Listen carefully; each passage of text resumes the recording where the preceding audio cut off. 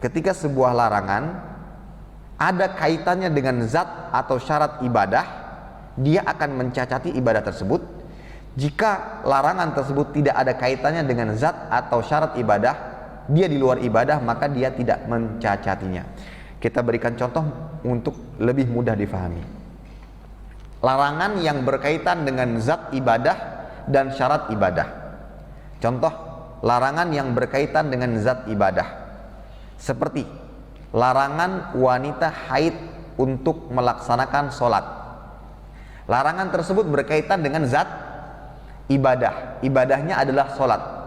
Wanita haid dilarang untuk sholat, dan larangan ini berkaitan dengan zat ibadah tersebut, sehingga ketika wanita tersebut sholat, sahkah sholatnya? Tidak. Meskipun dia mandi junub, meskipun dia wudhu, sementara dia masih dalam kondisi haid, maka tidak sah. Itu contoh larangan yang berkaitan dengan zat ibadah. Adapun larangan yang berkaitan dengan syarat ibadah, seperti seorang laki-laki menggunakan pakaian sholat, ya, seperti jubah, koko, sarung yang terbuat dari bahan kain sutra, digunakan untuk sholat. Sholatnya sah apa tidak?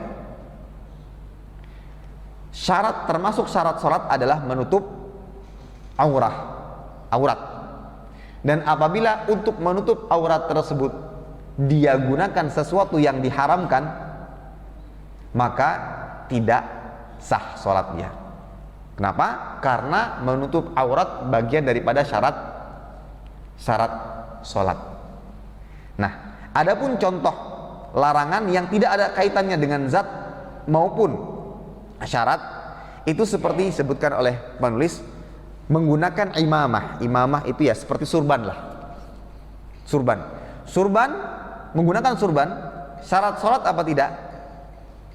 Tidak, bukan syarat sholat. Orang menggunakan surban, tidak menggunakan surban, ya tetap sah sholatnya.